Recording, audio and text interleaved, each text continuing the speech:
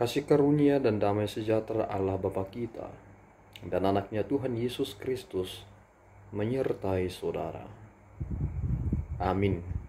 Shalom saudaraku yang terkasih, di dalam nama Tuhan Yesus Kristus senang bisa menyapa saudara di tempat saudara berada hari ini. Dalam dimensi yang berbeda tetapi dalam dunia yang sama. Sebagai insan yang diciptakan untuk Tuhan, sebelum melakukan rangkaian aktivitas kita pada hari ini, marilah kita mengawalinya dengan mendengarkan firman Tuhan. Shalom, selamat pagi. Renungan kita di pagi hari ini diambil dari Mazmur 24 ayat 8. Beginilah bunyinya. Siapakah itu Raja kemuliaan? Tuhan, jaya dan perkasa. Tuhan, perkasa dalam peperangan. Demikian renungan kita di hari ini. Shalom. Saudaraku yang terkasih, di dalam nama Tuhan Yesus Kristus kita merayakan perayaan Advent hingga 4 kali. Tentu ada hal yang penting mengapa kita harus merayakan perayaan Advent tersebut hingga 4 kali. Berita tentang Kristus bukan hanya tentang kelahirannya.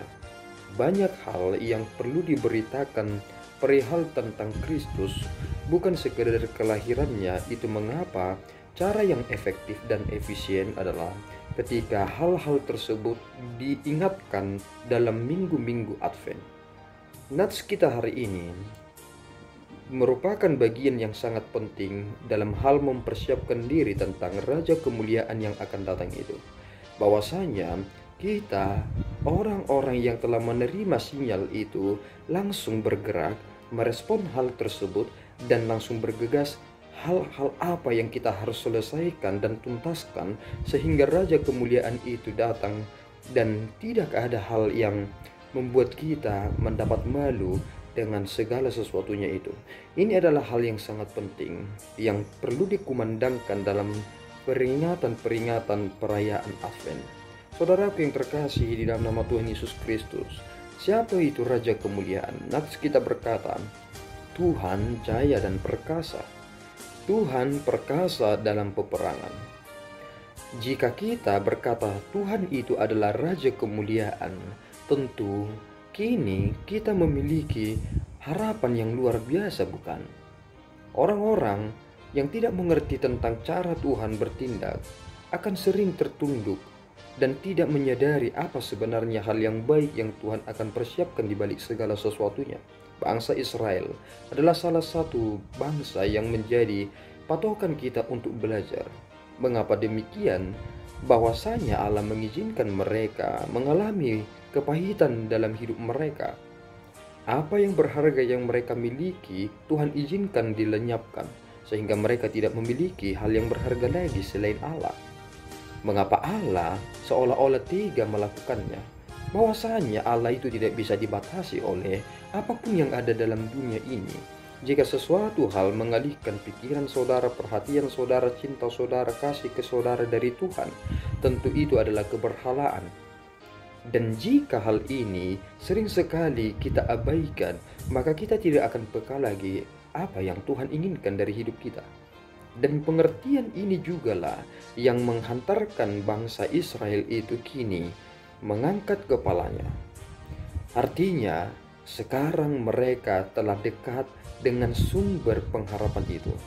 Orang-orang beriman harus memiliki pengharapan yang tidak putus-putusnya. Mengapa demikian? Karena kita memiliki Allah yang hidup. Kita menyembah Allah yang hidup, dan kita menerima berkat dari Allah yang hidup. Orang-orang ada yang menciptakan Allahnya sendiri, dan itu adalah kebodohan.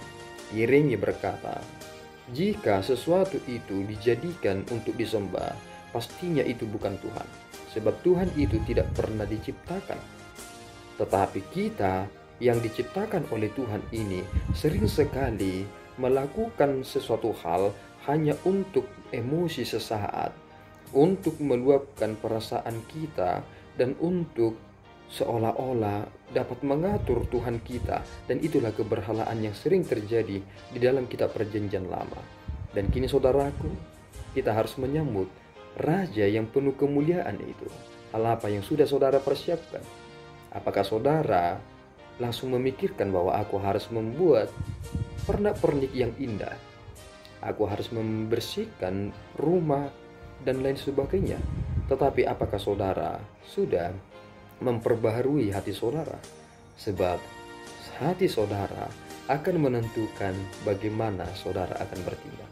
Jika itu adalah kuncinya, mengapa saudara tidak memperbaiki itu terlebih dahulu, ketimbang saudara hanya terlena dengan ornamen-ornamen yang sebentar lagi akan dibuka setelah peristiwa Natal selesai. Tetapi hati yang baru akan menunjukkan suatu eksistensi yang tidak akan dapat dipengaruhi oleh apapun. Jika itu adalah tempat di mana Allah berada, Raja kemuliaan itu, maka saudara akan menyatakan kepada dunia ini, aku tidak akan takut, tidak akan khawatir, sebab aku bersama-sama dengan Tuhanku, Rajaku bersama dengan aku. Bukankah itu kebahagiaan? Tuhan Yesus memberkati. Ya Tuhan, kami bersyukur atas berkat-Mu. Terima kasih Bapa atas anugerah-Mu. Engkau menuntun dan menolong kami untuk mengerti firman-Mu. Engkau adalah Raja kemuliaan itu, jaya dan perkasa.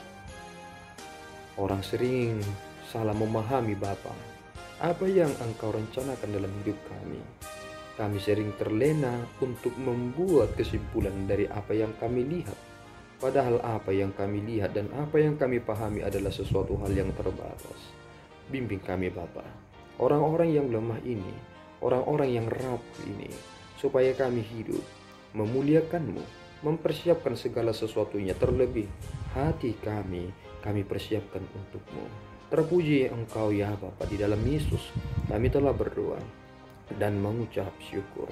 Anugerah Tuhan kita Yesus Kristus, kasih setia Allah Bapa, dan persekutuan Roh Kudus menyertai saudara.